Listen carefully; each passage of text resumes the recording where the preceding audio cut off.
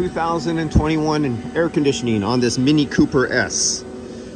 So we're gonna fill this with refrigerant quantity. Can we see that there? 480 grams, plus or minus 15 grams. And our chassis, our motor, our year, 2021.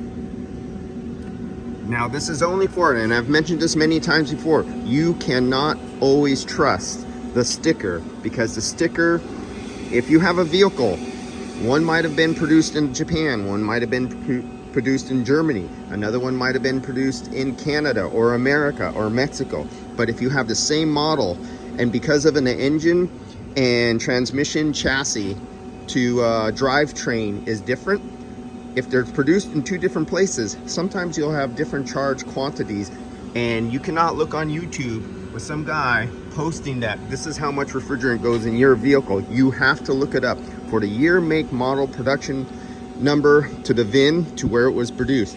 Do not always trust what you find on Google or YouTube.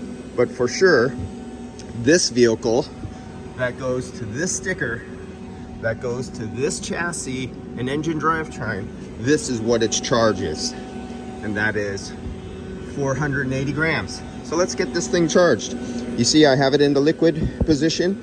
I already zeroed it out, and I lost connection. Yeah, thank you. Let's try this again. Just delayed me. That happens sometimes. There we go. We're at 0, and we're gonna check it. You always check it.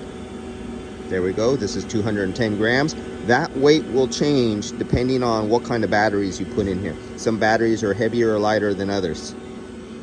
We zeroed out again. We're ready to go. Let's get that up there.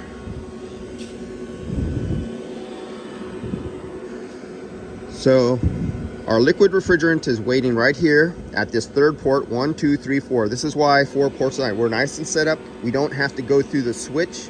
There's no purging of lines. You already had the air evacuated out. There's no switching hoses, no chances of making mistakes. So let's kill the vacuum. Vacuum is off. Low side is off. High side is open because we're gonna have the liquid go from the refrigerant charging port to the high side port. The engine is off, never has to go on. So let's take a look at our weight, 400, and I have a bad, here I am, 480. So 480, 1, 2, go. And as you can see, we already hit the 100 mark. And we're into 200, 300, 400. I'm gonna start shutting it off right now. And I shut it off at 440. Let's go back on again, 450, a little more. Okay, I think we are, where we at? Oh, I'm down on vapor. I'm out, I can hear it hiss. So I'm down to vapor. My tank just ran out of liquid refrigerant. That is it. There is no, I only have some vapor in there. There we go. That's why now it's slowed down right there at the end. 490, I'll stop right there. Okay, so I just had enough refrigerant to do just this car, and took that little bit more.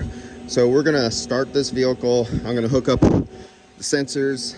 You already seen that the refrigerant I took out of here was contaminated with 6% air. Came from another shop, brand new vehicle.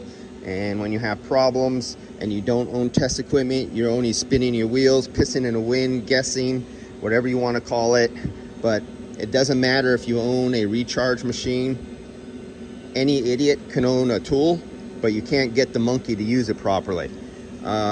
You have to have the test equipment. You have to know certain problems exist, like having a new piece of equipment that's only 3 or 4 years old, that it stopped doing its air purge and removing the air properly out of your unit, even though you spent $12,000 on the unit. And that's why I'm having it here, and I'm fixing the problem after they did 3 or 4 attempts at recharging and figure out why they were having a problem. And they have other problems other than that. Okay, let's get to this. It's charged, start it up. Let me get out of here. Simple setup, all field piece, good to go.